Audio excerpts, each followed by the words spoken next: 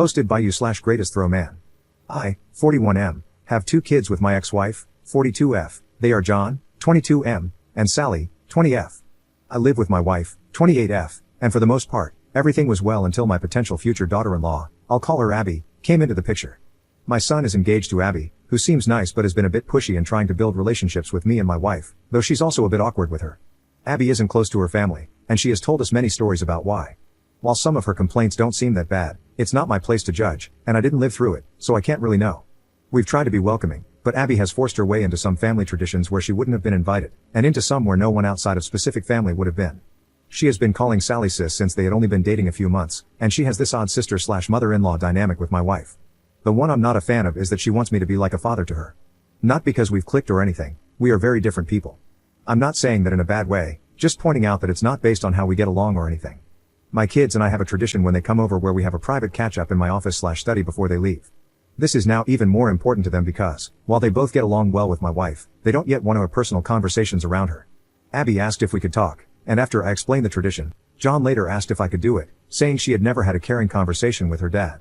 We compromised by not including her in the tradition, but I did join the 2 of them for coffee and let her talk. Then she started calling me dad, and they weren't even engaged yet. John pulled me aside and begged me to let her do that, explaining that I had always been the father she wanted, right in front of her. He said she just wanted that, and told me she cried watching me and Sally interact, wishing she could experience a father/daughter bond like that. I didn't like it, but I did feel bad, so fine, I gave her that. Now, she wants me to walk her down the aisle and do the father/daughter dance. I don't want to walk her down the aisle, and I walk with a cane, so dancing is hard. At my own wedding, I only danced twice. John is begging me to do one, preferably the aisle. They came over on Sunday, and John and I were talking. I thought it was a good time to address the situation when Abby walked in without knocking, asking if he had told me yet. I asked, told me what? John said she wanted me to mention having a second daughter now in my speech and say how I loved her. I just looked at him. She then asked if I would walk and dance with Sally at the wedding, and I said, of course. To which she yelled, I'm your daughter too, and I responded that it will never be the same, Sally is my actual daughter. I tried to explain that I would talk about her being a happy addition to the family and how much I love how happy she makes John, which I thought was a good compromise, but she started crying. John apologized, and they left. He called me when they got home, nearly begging me to agree. Am I wrong because I won't lie and say I love her or that she's my daughter?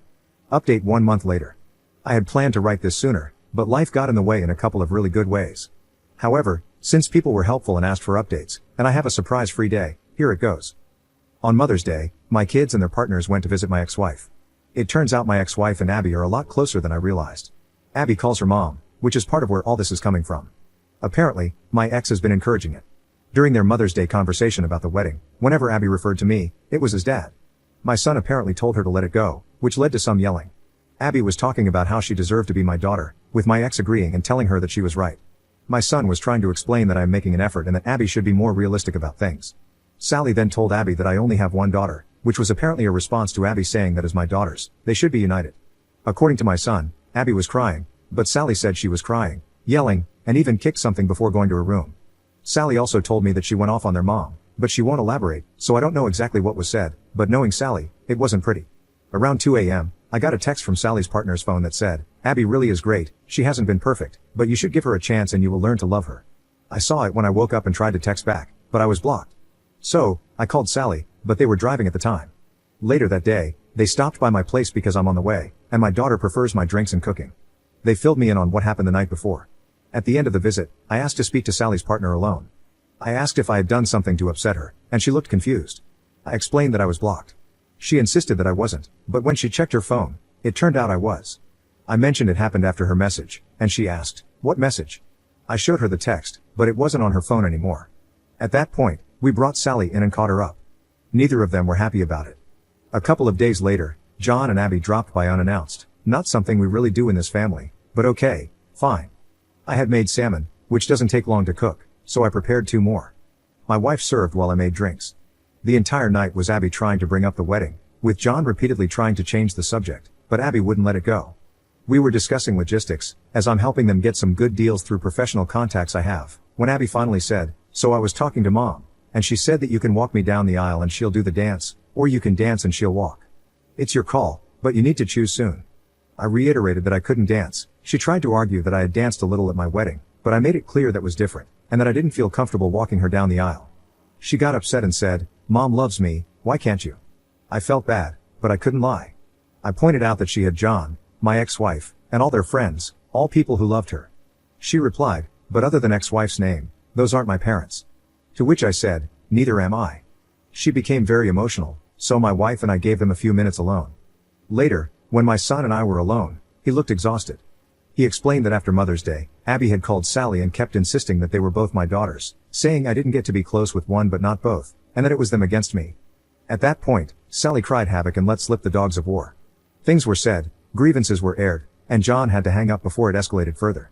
Abby was shaken, but now there was a new problem. She had convinced herself that I didn't really mean what I had been saying and that I was only doing it for Sally.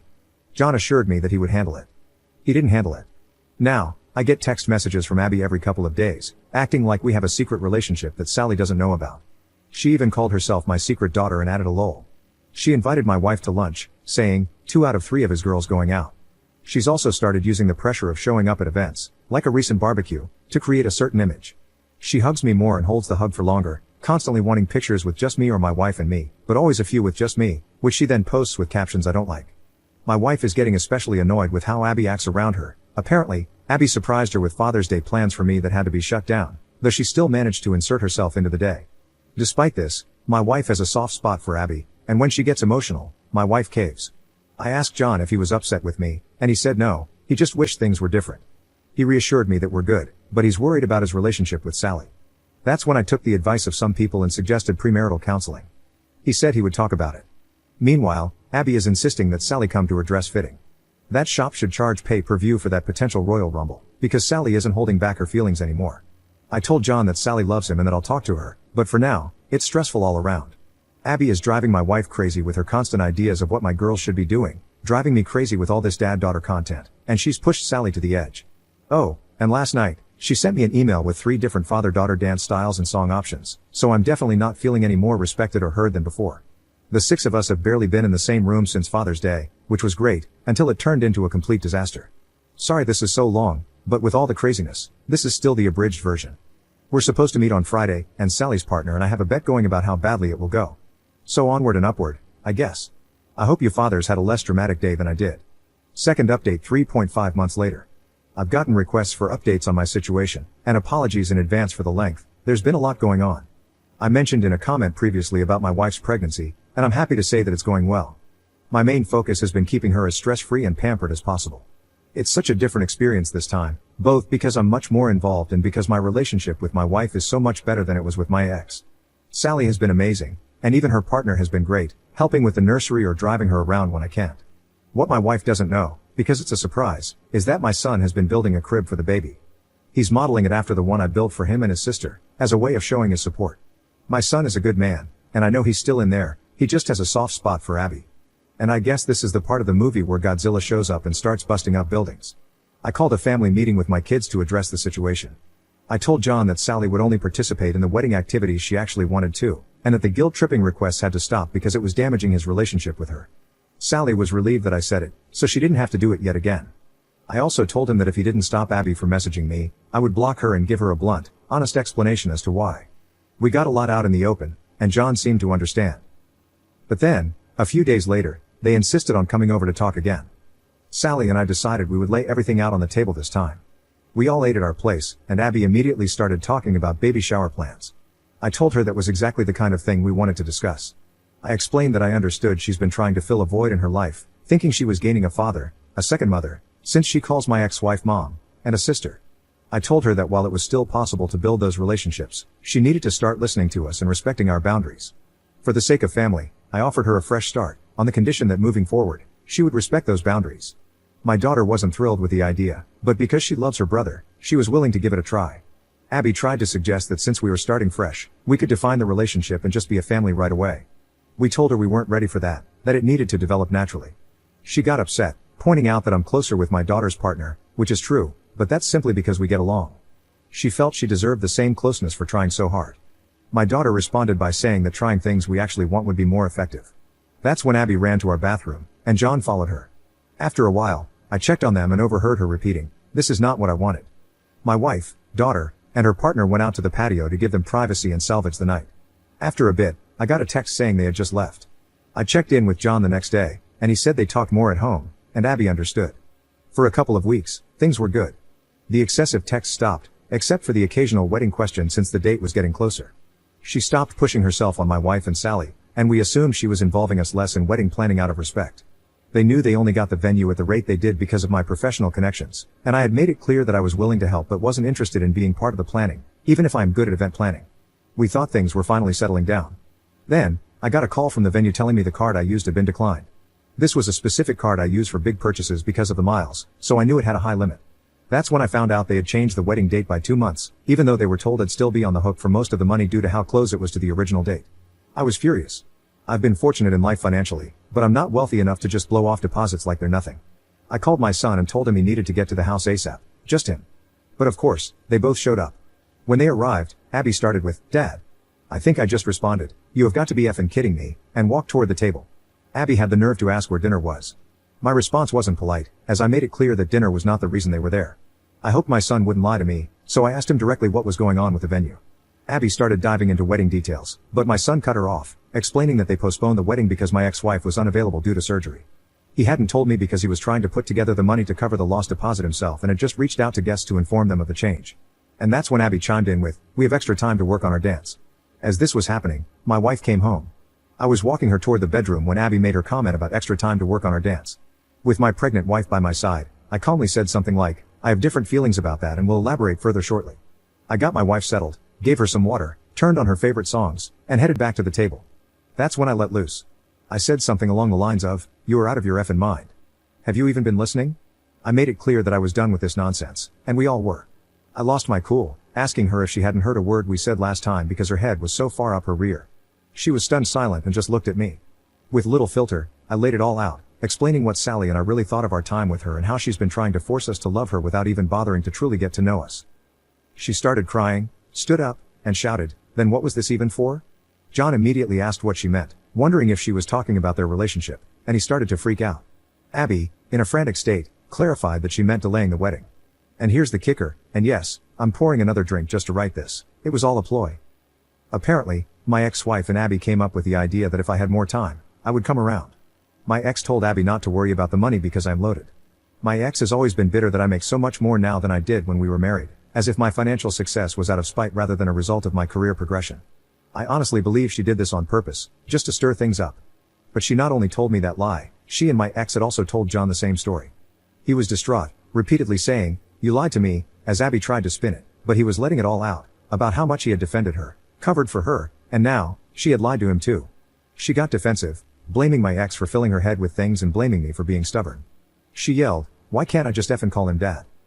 And then, after all this time, I finally heard John snap back, "Because he is not your effing dad." She started crying, saying something about how he was the one who told her she could call me that. John responded that he had only said she might be able to one day, but he had told her again and again to slow down. She broke down, sobbing, and went to sit in her chair but missed and fell to the floor. It was funny in the moment, not gonna lie, and I admittedly chuckled and hid my mouth behind my drink. This only led to more sobbing. I said I needed to check on my wife, and as I walked out, Abby was still repeating, "I just want him to be my dad too." When I came back out, John was walking Abby to the door and apologized. I told him there was no need to apologize, and they left. A few days later, John came over, and we had a good talk. He said they had a long conversation at home, and he even asked her if she would have still dated him if there was never a chance of being part of the family. While he believed her when she said yes, she also admitted that I was a big draw for her. She said I was the kind of dad she always wanted, and my relationship with Sally was what she had always hoped for. The way she said it made John doubt whether she truly loves him for who he is. I brought up marriage counseling again and mentioned how, even though it didn't save my marriage with his mother, it provided clarity and an impartial voice. I pointed out that while they both like coming to me for advice, I can't be impartial. If they are serious about making their relationship work, they need to do it for real and with professional help. Abby texted me, asking if I was the one who suggested therapy. I replied with, "Does it matter if John wants to?" She questioned why it was so bad that she cared about my opinion, and I simply told her that John's opinion should matter most to her. Apparently, this led to a fight between them, but the result was that she agreed to the counseling, and the wedding has been postponed. I may have done a celebratory dance. They're now in counseling, and while John says she's struggling with it, I obviously don't know the details. She's been pushing for Sally and me to attend a session with her, but Sally told her she didn't want to hear Sally unfiltered, and I'm not interested either. On the plus side, Abby has been leaving Sally alone, and she stopped texting me except for the occasional general question, though these still sometimes include attempts to go deeper. My wife still spends time with her occasionally, as Abby is very interested in her pregnancy, more than I'd like, honestly, but it's my wife's choice. So that's where things stand. Sorry this got so long, but booze makes for a terrible editor. Third update 1.5 months later. I was told I should do updates here. People have been asking me to get into what went down on Father's Day and at their mother's house. I've been extremely busy these last few months, but I'm enjoying my temporary unemployment and thought of this account because of some recent Thanksgiving drama. I'll do an update and then share what happened earlier. Oh, and to whoever made the joke about Abby finally getting me to dance, that made me laugh. I shared it with the family. My time has been largely spent caring for my wife. I tend to dote, I know. We're having a boy. We're really excited, though neither of us had a strong gender preference. I've raised both boys and girls, and both experiences were wonderful. Now, we're discussing names and who we're going to honor. I thought everything had been quiet, but I recently found my wife crying and realized I was wrong. Given how busy I've been with work, and with my wife knowing I'd be free again once this month started, she had kept something to herself. Apparently, Abby has been pushing for one Thanksgiving this year. Things had been quiet with Abby. My son said the wedding blowing up woke her up and that therapy had been helping, but then this happened. My understanding is that while John has been talking less with his mother because of everything that happened, Abby has done the opposite. From what my wife told me, Abby dropped by one day with my ex-wife. My wife intensely dislikes my ex-wife because of the lies she spread about our first marriage ending due to infidelity with her. There was no infidelity, and the linear nature of time makes it impossible for us to have slept together back then. Before anyone asks, my ex-wife doesn't actually believe there was infidelity. I could get into that, but I'm sure I'd sound biased. Anyway, my wife looked at our camera app, saw who it was, and called my daughter. Apparently, the two of them had been keeping this from me because I was working 18-hour days, and they didn't want me dealing with anything else. I wish they hadn't done that, but I appreciate the thought. I'm really lucky to have such caring people around me. My daughter called her mom and said something that made them leave in a hurry. She won't tell me what it was, but she smiles when I ask. I called John, but he was dealing with some hard work news, so I just focused on being there for him and left the other matter alone. The next day, Abby came back, this time alone. My wife saw it was her and asked through the door what she wanted. Abby said she wanted to apologize. My wife let her in, she's too nice, and after a pleasant talk, Abby asked about the whole family getting together for Thanksgiving. My wife said, of course, assuming that was already the plan. A couple of days later, in our group chat, we were discussing details, who's bringing what, and Abby asked what else was needed. I said John had already committed, and she asked, what about ex-wife's name? What should she bring? In all the time I've known Abby, she's never made an intentional joke that funny. So I asked what she was talking about. She mentioned the whole family comment. My daughter and I both asked what made her think we counted my ex-wife as family. She actually replied, she is my family. I don't have a dad who wants me, just a mom, and my mom deserves to be with family on Thanksgiving. Sally replied, well, we'll miss you and John then. Abby asked how she could say that. Sally asked how Abby could be so stupid. John said not to call her stupid, and I agreed, that was fair, but I pointed out there was no real way Abby thought my wife meant my ex-wife when she said family. At this point, my wife had filled me in. And then, this is so stupid, Jesus Christ, she used my son's phone to add my ex-wife to the group chat. My ex-wife then thanked us for the invitation and asked what she could bring. As I was typing a reply, my daughter beat me to it and asked what my ex-wife thought she was doing. She made it clear that my ex-wife knew she wasn't welcome, but said it much less politely. My wife added, you couldn't have thought she was included when I said family. Abby responded that my ex-wife wasn't coming as my family but as hers. Sally let her mom have it. She already doesn't talk to her much and said if my ex-wife was there, then she wouldn't be. I clarified that there was never a chance my ex-wife was coming and added that I understood Abby and John wanting to go to their mom's house so she wouldn't be alone. John typed, plans not definite, we'll let you know. He later told me he wasn't going to his mom's place but wanted to tell Abby first. All I can think about is Abby's comment about not having a dad who wants her. It means she's still thinking about me as a dad, I believe, just a negligent one. I mentioned that to my son, and he said he noticed it too. He had even brought it up in therapy because family is such a frequent topic, though I don't know the details. Wow, I thought this would be brief, but it was a lot. I'll share the crazy stories later if there are people reading this who want me to. I don't know how posting here works in terms of visibility, but it feels good to get this out.